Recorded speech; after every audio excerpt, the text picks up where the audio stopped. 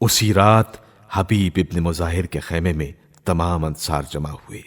حبیب نے کھڑے ہو کر فرمایا، دوستو، کل روز جنگ ہے، نصرت حسین میں جان دینا تو ہمارا فرض ہے ہی، لیکن اس کا خیال رہے کہ خاندان رسول میں سے کوئی ایک شخص بھی ہمارے زندہ ہوتے ہوئے ہم سے پہلے شہید نہ ہونے پائے۔ اگر خدا نہ خواستہ کسی ایک پر بھی تلوار چل گئی تو حضرت رسول خدا صلی اللہ علیہ وآلہ وسلم کو منہ دکھانے کے قابل نہ رہیں گے۔ سب نے کہا، اے حبیب، تمہاری رائے بالکل صحیح ہے، انشاءاللہ کل ایسا ہی ہوگا۔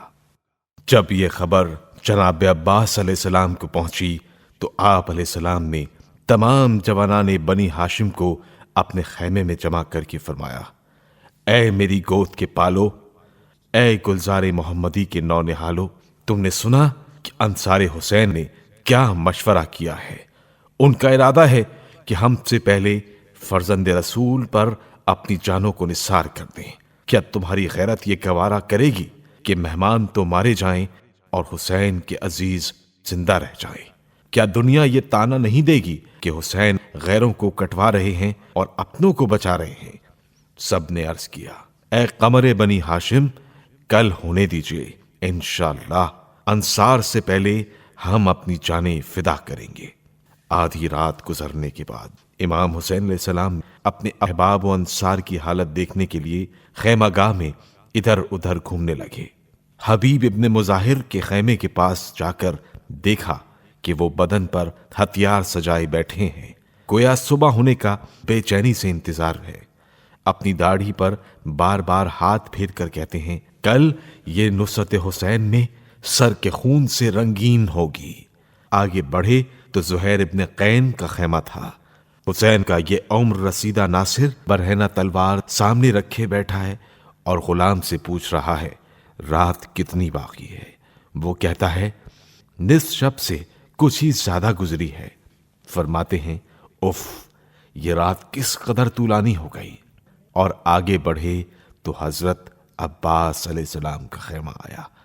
آپ علیہ السلام ایک طرف بیٹھے تلوار کو سیقل کر رہے تھے۔ حضرت ام کلثوم ایک گوشے میں زار زار رو رہی تھیں۔ حضرت عباس کی نظر پڑی، گھبرا کر بہن کے پاس پہنچے، رونے کا سبب پوچھا۔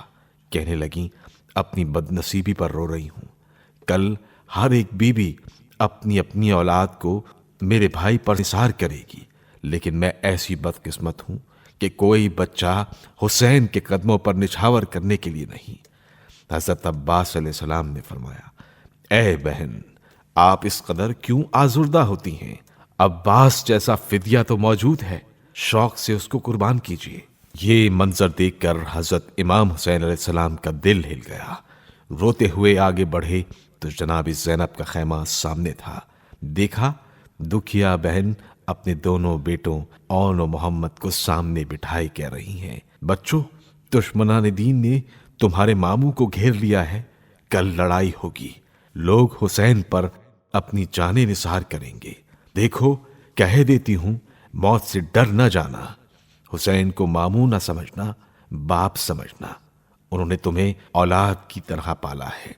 ایسا نہ ہو میں حسین سے شرمندہ ہوں، اگر ذرا بھی تم نے کوتاہی کی تو یاد رکھو دودھ نہ بخشوں گی۔ بچوں نے ہاتھ باندھ کر عرض کیا، اے مادر گرامی، آپ کیا فرماتی ہیں؟ ایک جان تو کیا، اگر 1000 جانیں بھی ہوں تو ماموں پر قربان کر دیں۔ غرض اسی طرح حضرت امام حسین علیہ السلام ہر ایک خیمے کے سامنے جا جا کر حالات دیکھتے رہے اور روتے رہے۔